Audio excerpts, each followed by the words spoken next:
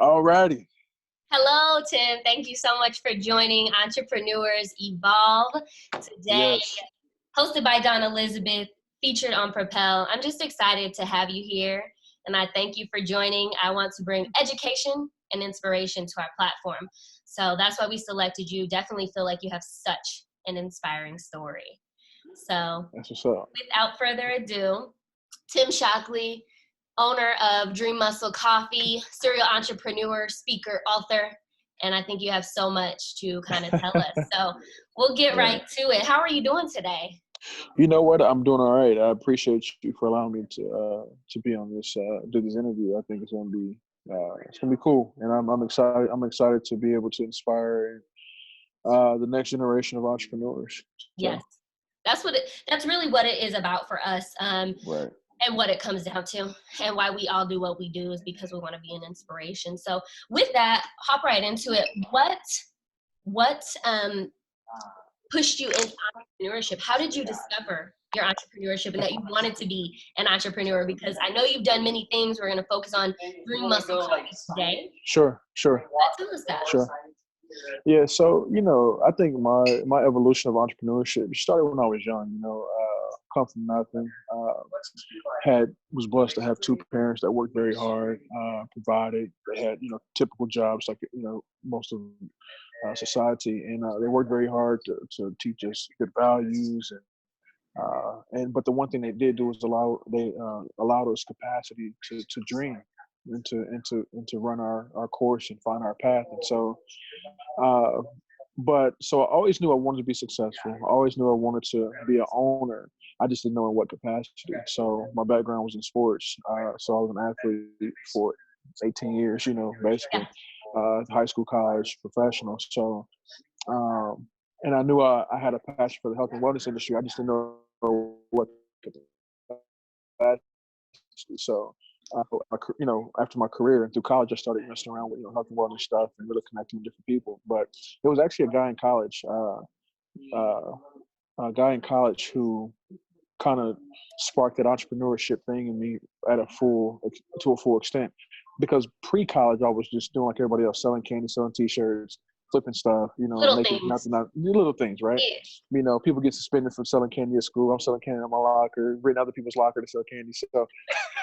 So I knew at that point I wanted to be a owner and be a boss. But when I went to college, I met a guy by the name of Kyle Hanna, and Kyle, this dude was kind of showing me like what it means to be an entrepreneur, even when I was like 18, 19 years old.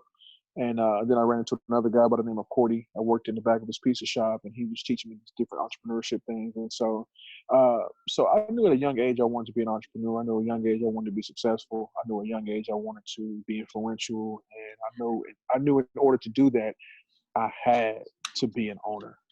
So. Yeah. In order to really inspire from within. That's what you're saying? Right, for sure. Yeah. From a macro level, I knew I had it to in order to have. Now there's different levels of influence, but I knew in order to do what I needed to do in terms of helping the people I wanted to help, I had to take control of my own future. And I told, watching a lot of different things, there's a lot of self entrepreneurs in my family, but nobody was ever like able to have the footing to build their own lifestyles, the way and live the type of life they wanted to live. And so all I saw was struggle growing up, all around. I saw struggle. And so that motivated me as well to say, you know what, I'm going to put an end to this poverty thing. My kids, my grandkids, the next generations to come are going to have something to build off of. So. Amen. Wow. That's powerful. Yeah. For me, myself, same. You find that person. For you, it was Kyle. For me, it was my father. And They teach you, never give up. You are the best, 100%. anything possible. And we have similar pillars there with generational wealth and creating that. Right. Breaking those chains, 100%. being able to do things like that for our family. That's something big. I can't really see it, but my I Am Resilient shirt, that's something big, transformational change, generational wealth. Now for generations and for years to come. And that's what we do it for. So I love that. Thank you so much for sharing that. Yeah. Absolutely. Yeah. My next question for you is the story of Dream Muscle Coffee. I mean, I was so, I wouldn't even say fascinated. I was just blown away at the something from nothing. And that's really what my personal brand, Dawn Elizabeth, is about, because I come from the struggle. I come from nothing, Right. no silver spoon, none of that. You know, you get Right. up and you work and you grind. Right. And my mothers, my parents, everybody around me has always been grinders. And Right. I'm thinking, 100% what if we put that grind with some ownership? ownership. What can we do? What can we Right. do? And, Right. you know, if everybody stays tuned to the end, I know you're going to be telling us about how we can acquire some funding as small businesses, as minority businesses. I won't get into it now. We want to hear about Dream Muscle Coffee. Right. But Right. tell me, what Right. was your startup story? Yeah. So, well, specifically with Dream Muscle Coffee, it was a subconscious deal to where I was friends with a buddy of mine in college. When I got done playing, I actually went back to school in 2015, 14, 15. Anyway, I met a guy who became a really good friend of mine, and he actually started a coffee shop. Uh, and it's so funny because I watched him build the whole thing. I mean, Yeah. he was an instant success. He was a veteran, so he had a lot of pull in the community. It was actually his whole tagline was a veteran. He was a veteran-owned coffee company, and Okay. so he did amazing. He did a phenomenal job. And so during that time, I mean, we were best. I mean, I mean, we would stay up late, you know, and we would uh, we just really had this like-mindedness for entrepreneurship. And at that time, I was doing something different, building a different type of company. And so, but I was fascinated in what he was doing with his coffee company. And it's so funny because he used to always be like, "Man, you need to get into the coffee business. I can help you get one." Mind you, I'm a drinker, number one. So I'm Can you not. say it again? You cut out, Tim. I'll say I'm not naturally a coffee drinker. Okay. No, number one. So number one, you got to understand is I'm not naturally a coffee drinker. Coffee. I just really started drinking coffee when I started It's not your coffee, running but coffee, but right, right, yeah. right. And so so anyway, we started really just you know, I would help him out, move stuff, do stuff, roast bag, and so we would sit up late night in his office talking and whatnot. And then we had graduated, and I had lost touch with him. And and then he called me out the blue one day. He was like, "Hey, you know, come down to shop, or whatever." And then I noticed, like, you know, things weren't, they didn't seem to be where they were, and I didn't have no clue what was going on and whatnot. And so, and at this time, I had got out of the business I was previously in, and I had started a gym. And in my gym, it was a big gym, so I had a lot of different spaces. And he was like, Yeah. one day he called me up. He was like, "Hey, you know, I want you to, can you hold this equipment for me? I need to move this equipment out of my warehouse. So can you hold this for me a couple of weeks, and I'll come back and get it?" But what happened was he never came back and got it. And After what was multiple that equipment, Tim? coffee equipment, thousands of dollars worth of coffee equipment. I'm talking about from roasters, from grinders to 300 pounds worth of beans. So he left me 300 pounds worth of beans. A big pallet was sitting in the middle of my gym. Mind you, I have no forklift. I can't move the thing. So, and good luck pushing it, right? And so And you're just I'm like, smelling it every day. smelling it every day. Like People, what? we working around, we doing push-ups around a big pallet of coffee, right? And so, but the one plus was people was like, "Man, it smells good. This gym smell. My gym always smelled good, right?" And Mm. so it always smelled good. So Don't people would sweat it, always, just sweet. yeah, yeah, right, yeah. That's And good. so, one day, somebody was like, "Do you sell coffee?" And I said, "I sure do sell coffee," because I was getting frustrated because I'm like, I got all these beans, I got all this stuff. I need to do something with it. So Mm-hmm. I went and found he left me bags too. So I went and found the bags. I started bagging the beans, and I was selling the beans. And so I was doing that for a little bit, and still running my gym, and then continuing trying to get in contact with this guy, and not And that was another so stream for you, right? it became another revenue stream, right? Yeah. So bagging, flipping coffee. And yeah, and so one day I was walking through, and I was about to get frustrated again, and then I heard some say, my mind was like, you literally have another business. Instead of trying to, you know, hound this guy for this stuff, just go ahead and start making moves on it. So what I did was start selling off the coffee equipment, and I started taking the beans, and I started messing around with the beans to try to create like some type of coffee product. I didn't know what type of coffee product I wanted to create. I just knew I had these beans. I had a lot of them. I had a lot to waste. So Fail forward. Fell forward. Right. And then it was shortly after that. It was 5 o'clock in the morning. I was getting up, head to my gym, and so during that time, I didn't understand what I was doing. But every morning, I would wake up and drink a cup of protein and a cup of coffee before I had my first session. Mm-hmm. And so one morning, I was heading to my gym at 5 o'clock in the morning, and something hit me and said, "Hey, you got the coffee, you got the protein. How about you create a product where you can put the coffee that you got and find a protein and put it together and create you a coffee product?" So I was Innovation. like, oh, yeah, innovation, right? And I was like, man, that's crazy. So got to my gym and I immediately started working on that. Me and my dad, and that's how Dream Muscle Coffee originally started. In a kitchen in my gym, 5 o'clock in the morning, mixing coffee and protein together. And so yeah, and then we went from that, and so that was a year process of failing forward big time, dumping a lot of money into the dream. My dad was like the first original investor of that, and he would buy all the supplies, and we would mix. Oh, it tastes good. We throw it in. So that was just a constant up and down for about a year and a half. And one day I was at my house after that year, and I was mixing and everything, and then I finally hit a formulation.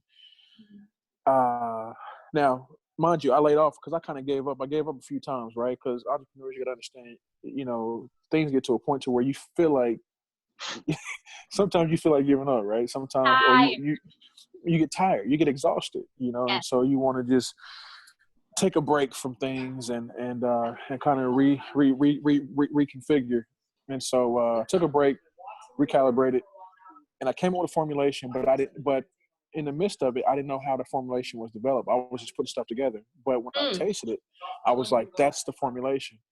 So I ended up calling my dad. I'm like, hey, we got the formulation. But then after that, I had to go back and figure out what the so found out what the formulation was, and I said, okay, the next thing we have to do, we have to find out how to put these in bottles. And once we figure out how to put them in bottles, then that's when the real scale began, and that's when Dream Muscle Coffee was birthed. Okay. Yeah, we put them in a bottle. In the first units we had 36 units, no label. We just put them in a bottle, screwed them up, and I shot text messages out. And it wasn't perfect, but it was done. Wasn't perfect. It was done, and the taste was amazing. Well, I am a huge fan of your coffee. I tried to make one cup stretch 2 days, and you said don't do that. Just go get another cup. I said, look. Oh my gosh. This is entrepreneur budget. But I love your BTC, your THC ones, of what you put in them, just the meal suppressant. But what a unique story. For me, the biggest takeaway of that is your support system around you.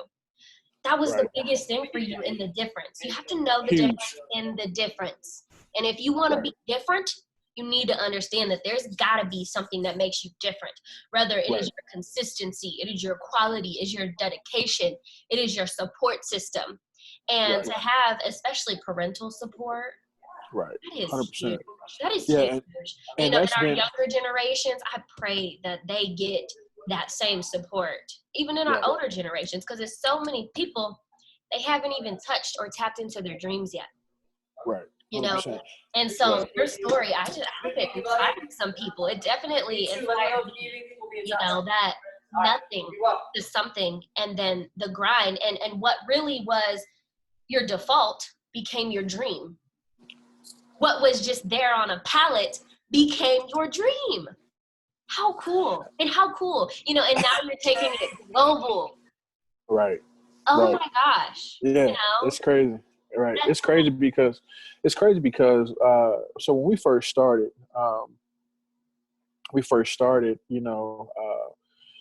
like I said, there's 2 industries I said I would never be in as an entrepreneur, because the first industry was food and beverage were the 2 industries I said I would never be in as an entrepreneur, because I felt like those styles of methods of business doesn't fit my personality as an entrepreneur, as what I thought. But what the food and beverage industry does do for me as a personality is allows me to be creative. And so that is what I'm good at. I'm good at innovation and creativity because my right brain being down. That's my strength of my right brain. So I'm right brain dominant versus left brain dominant. But so entrepreneurial things that allow me to be creative and innovative are better suit my personality. So what this does for me as a business is it allows me to build things around the things that I'm not good at, which makes this business a lot easier for me. So, because a lot of times when you build businesses that you're strong at, you tend to hold on to things because of we all have ego and pride issues. And so when Delegation. when you're good at something, when you're good at something, you don't want to really delegate it. But when you don't know what you're doing, you take this whole task list, please, and thank you. Yeah. And so you build a lot faster because you like, you know what, you're at you're at a place of humility because you're like, I don't know the science. I don't know how to formulate. I don't know how to do any of this stuff. But I'm I blessed know to be it able will work. I know the idea will I know work. it'll I work. know people will like it and they need it. Yep. It will help. For sure. Wow. Very powerful. Yeah. Very powerful. Thank you for letting some insight on that and just for sure. what that looks like. My next question, we're all going through it. We're all in this together. We all are showing our resilience right now. And I have to say that because it's such a phenomenal time. Right. How are you adjusting to COVID? And I think you kind of, as we were preparing for this interview, we talked a little bit about that. But for me, and I'll just kind of start a little bit just to help encourage everyone as well. This is my choice of book right now by Miss Valerie Burton. And it's Rich Minds, Rich Rewards, 52 Ways to Enhance, Enrich, Empower Your Life. And, it was written, I want to say early 2000s. Yeah, 2001. It was written in 2001. And if you look her up now, she's still rocking, still being powerful, doing so many cool things for entrepreneurs. But finding something, I knew I was going to need something that was going to help me balance my entrepreneurship in this time because we have a little bit more time now at home, at the office. Right. I know you're still in the shop, you're still working, you're still grinding. It doesn't stop. So for me, I'm feeding my mental daily. I found a cause. I am resilient that I truly care about and have been afforded this opportunity to help them build out their platform. And it's been amazing because it truly is transforming lives. And that's where my real purpose lies, my real dreams lie, being heavily from the events and entertainment history and my whole career. That's how we met. I was planning for Disabled But Not Really, and turned around and there was your coffee shop, and I had to get one every time I went to the meeting because it was so good. But there's no more events. There's no more entertainment. And we don't know when these arenas, when these venues, when these things are going to pick back up, or even if they're going to pick back up with the trends. Events was supposed to be, it was on the up and up to be like one of the number one industries. I mean, and to see it literally crumble before all of our eyes. I know all the other planners, organizers, community leaders, it's mind-blowing, really what's happening. And for all of us, how are you adjusting? What have you been doing? Revenue, like, are you okay? Is your business sinking? Is it floating? Did you add extra cream and sugar? Like, what do? What are you doing? Tell us. I think, first off, I want to say, my heart goes out to all those who have been affected by COVID-19, not only the health aspect of it, but the economic aspect of it. I think it's just, it's truly a tragedy to see, like you said, see the world go up. They go from something to nothing in a matter of a couple of weeks. It's tragic. I think 16 million people without jobs in like 2 weeks. Suicide rate up 300%. They say close to I don't know, 15 million businesses are going to be, 10 million businesses are going to be out of business by the end of this whole deal is over with. It's a tragedy. And so, but I'm also optimistic to understand that there's two ways you can look at this, especially if you're an entrepreneur. You Okay. can look at this as an opportunity, Got it. or you can look at this as a crisis. Now, the Mm. only way you'll be able to look at this as an opportunity is if you've been preparing along the way. Meaning, you've had the right structures to take care of your money. You've had the right structures to take care of your business, your inventory. So all these different things. So like, there's a lot of things that we can unpack here. But what we've been able to do for an entrepreneur like myself that's built three companies now, three six-figure companies that have been successful. Mhm. Well, actually, this Dream Hustle Coffee is actually valued as a seven-figure company right now. Okay. I've been through many pandemics economically. So what I mean by that is that Other pandemic. other pandemics, right? So what this does nothing for me, but yes, our revenue is shot. Boom, it tanked. Revenue is straight tanked, right? However, we had been strategically preparing pre-pandemic to make some very strategic moves so we can invest into some futuristic type of things. So what happened with us was we were already preparing. We were already retracting back so we can attack some stuff. And so it just fell in line with us. So what we did was we just held up our futuristic investments. Wow. Yeah. And so we were able to push that capital into our current operations to keep it rolling during this time. So Okay. that's what. So for us, it was like, right? we did a major pivot. And so the thing that downed me was that, man, we was like right at that. We was about to just explode this thing. But I had to hold up. Tim, can you say If I that one would, more if we would have, time? You cut out yeah, again. okay. So if I said if we were preparing for some futuristic things, but the fact that Corona hit, it put the pause on. We pressed the brake on that. So therefore, we were able to take that capital and put it into our current operations, which gives us sustainability throughout the coronavirus. And so that's what happened with us. We were able to pivot and really make sure to sustain this pandemic. So we were prepared. I tell people all the time, opportunity meets preparation.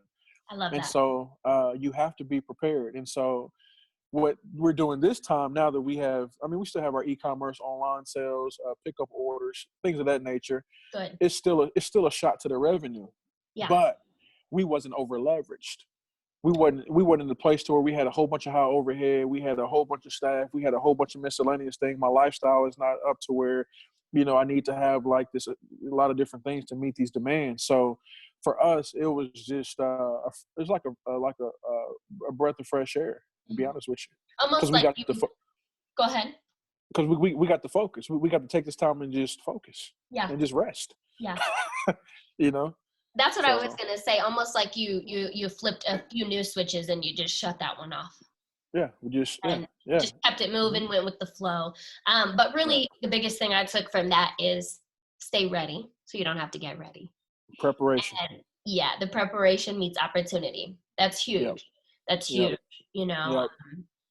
Are you going to be ready next time? And to your point of what you said earlier, are you going to be ready when this is over? Because it's going to be over. It's going to be over. And the lights will come back on. You got to be ready. Yeah. The lights will come back on, and the globe is going to want to spin probably faster than it was before. It's going to go fast. Yeah. Hopefully everybody has been able to take this time to really digest what they've done so far in life, but where they want to go. And, clarity. And just hit that reset button. Hit that reset button. And we know as entrepreneurs, we get to hit that reset button. In fact, we have to hit that reset button sometimes. Right. Because all these 30 things or whatever he was doing is not working. Right. Reset. It's okay to hit reset when it's It not is okay. working, you It's know? okay. Yeah. Yeah. Oh, it is Yeah. okay. Yeah. My Yeah. next question is your best advice for any new entrepreneurs or anyone considering entrepreneurship. What's your best piece of advice? Yeah. My best piece of advice is to just take your time, grow slow. Like, take your time. It's not as Nipsey said. It's not a race. It's a marathon. Uh, you know, In the hold process. your right in the process. Right. Hold your ideas captive. What I mean by that is don't let an idea. If you have ideas, document your ideas. Do not don't say this is silly, that's silly, whatever. Whatever idea you have, document your ideas. Write those ideas down and just figure out a way to put good people around Mm, you. People who have assumed the risk you're trying to assume. okay. A lot of times we surround around people who don't know nothing about what we're doing. They just they know somebody who knows somebody who failed or knows somebody who didn't work out here, and so Know we somebody need who knows somebody. know Let somebody me who knows see. somebody but don't know nothing, right? And so the best advice I've gotten was be careful of the advice that you receive, because Mhm, receive advice from people who either have assumed the risk that you assumed mhm. or who are going through the same or who have been where you are. So which is very valuable advice. Not to say that you don't listen to other people, but it's just Right. like the things you really hold tight, or the things that the people you aspire to be, in terms of their situation. Yeah. Um, but just read knowledge, read, Educate. educate, self-educate, Yeah. educate, read. Uh, and there's a lot of things we can go here, but just keeping a positive attitude. Keep Mhm. a positive attitude.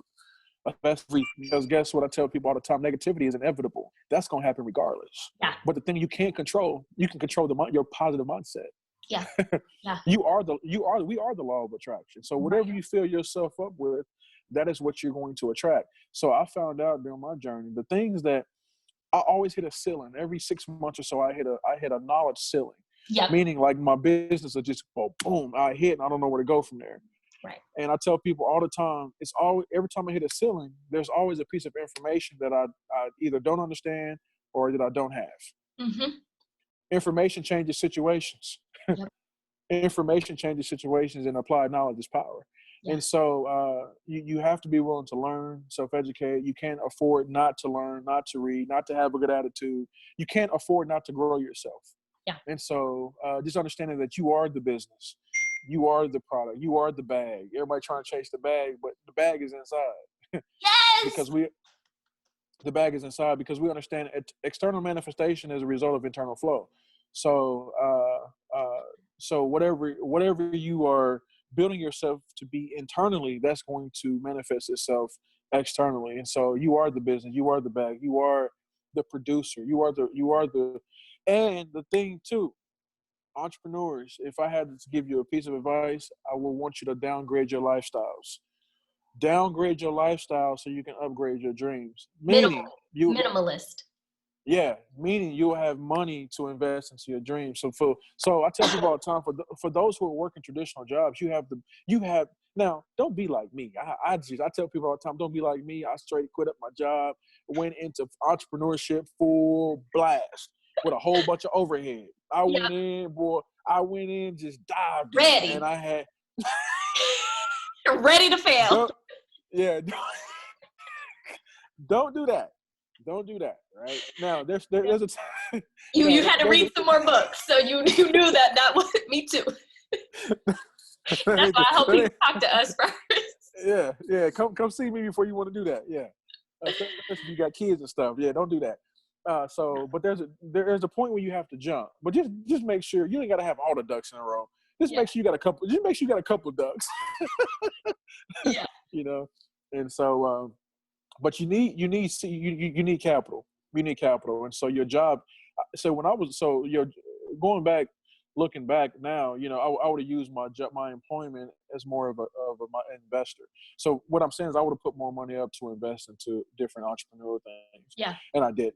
I did that after I got out and figured out, okay, wow, I should have been saving my money to invest in some stuff. And so, but I didn't. I just went out and had to take my, and I'm gonna be real with y'all. I had to take I had to take my business money and pay my bills, you know. So I was doing that for a long time. So I wasn't able to keep reading up my business and scaling it up. You had to So for a level long up and learn that yeah, that wasn't I the had to thing learn. to do. Yeah, I had to learn. So Yeah. a lot of times, so at the beginning, my business was it wasn't going anywhere. I was just doing enough to do enough because I had to live and I had to eat and I had to feed my kids. So, and that's real. And a lot of people don't understand it or don't even talk about that, but it's real, you know? So yeah. And, the last thing I have to, guys, and this is something that, I learned the hard way. Don't eat the seeds. Let me tell you what I mean by that. If you sell t-shirts, say if you work a job right now, you got a side hustle selling t-shirts. If that t-shirt costs you $5 to make and you sell it for 20, don't eat the whole 20. Plant now, eat later. It has to grow. Don't eat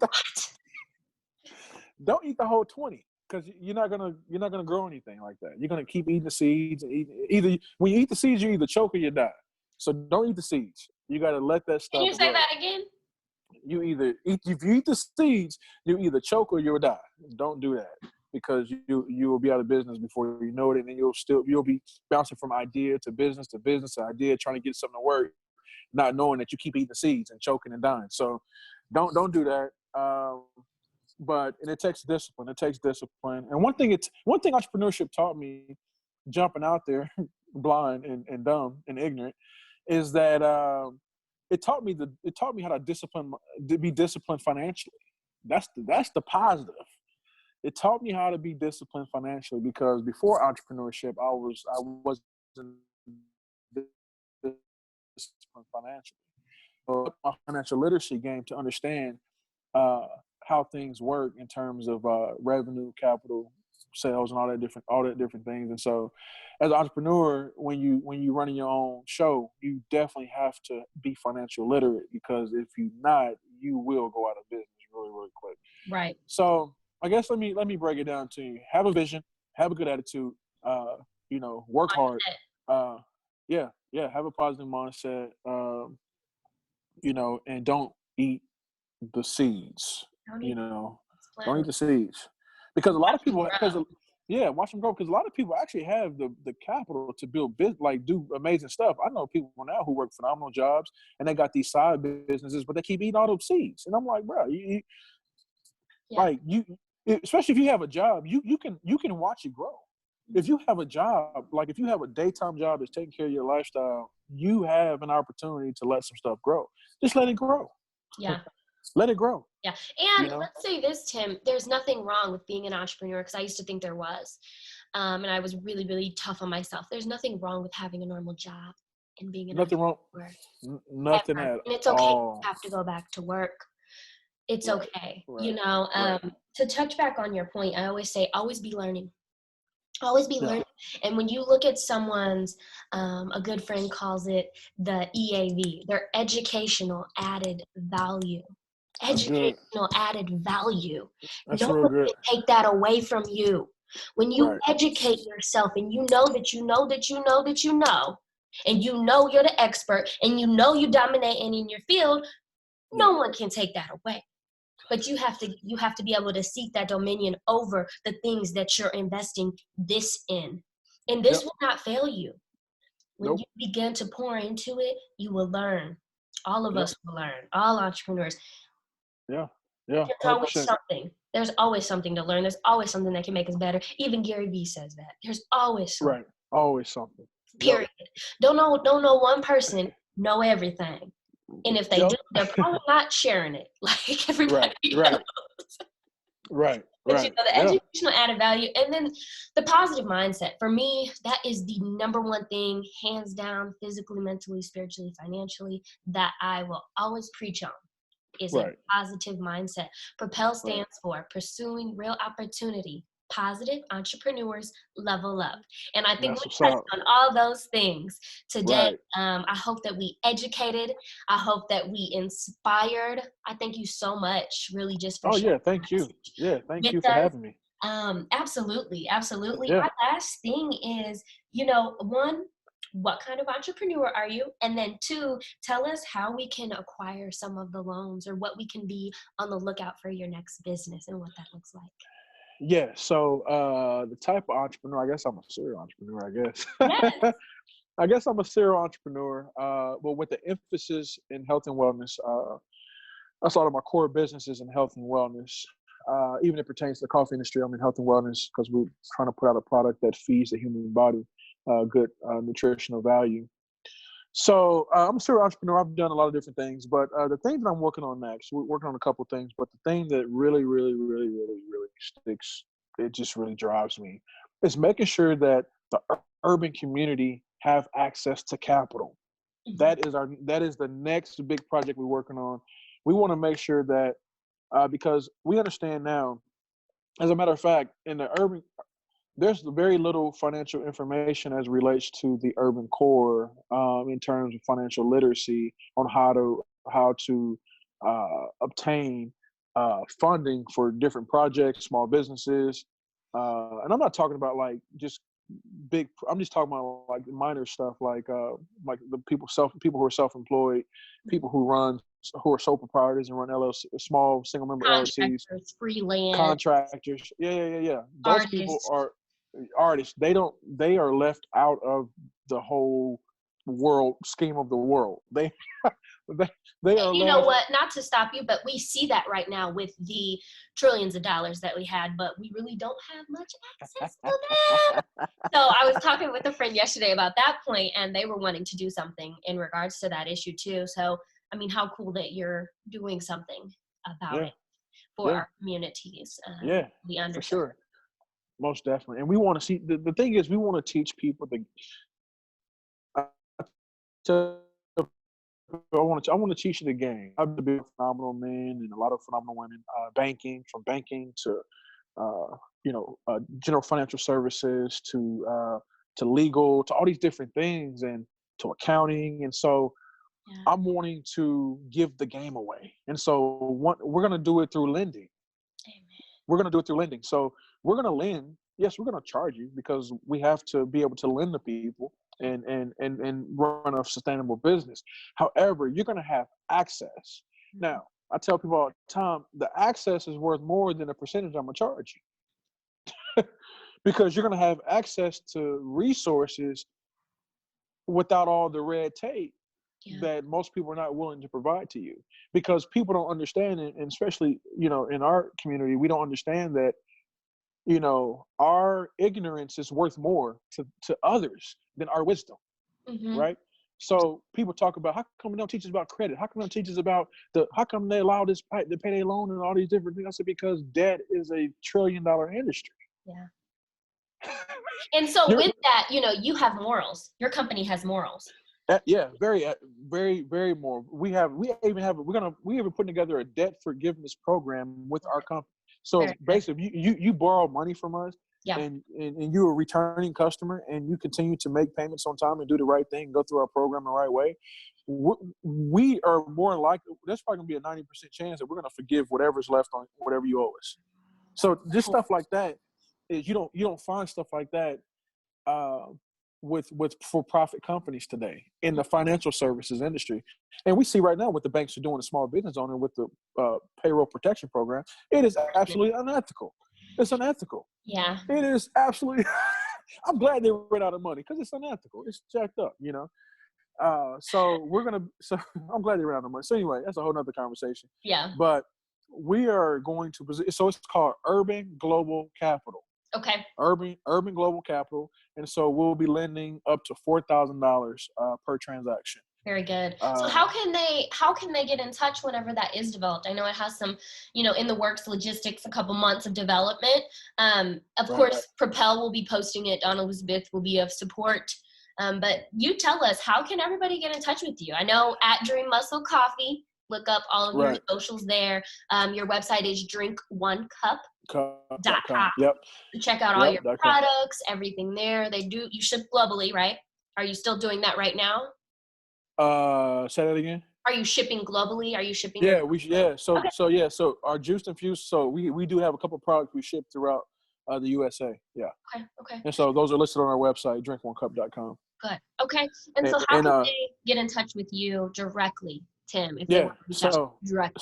So social Timothy Shockley on all social media platforms, but you can go to my website at timothysshockley.com, and all of our other causes and philanthropic and all the other things that we do are at timothysshockley.com. So you can press the contact button on there and get a hold to us and my team. So anything about the Urban Global Capital you want to know about, you can hit us up there and someone will give you the information of that.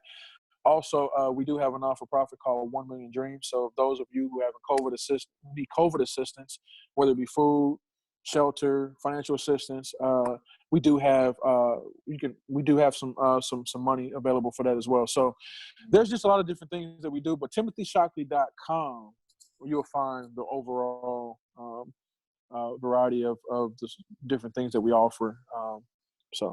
Okay. Well, very good. I cannot thank you enough just for joining us on Entrepreneurs Evolve by Propel, hosted by Dawn Elizabeth, myself, and really just to help encourage, educate, and inspire entrepreneurs. Yeah. As we, evolve through this time, I want to make sure that we're doing our part to always encourage. So you're Most welcome definitely. back. Anytime you'd love to be interviewed, just let me know, and you're welcome back. Heck yeah. So thank you so much for taking this time out of your day. And thank you, everybody who's watching. I hope that you guys find encouragement and love and light and peace and everything and funniness wrapped in this. So just thanks for being a part of the platform, Tim. Thank you. Thank you for having me. Have a blessed day. Have a blessed day. Peace.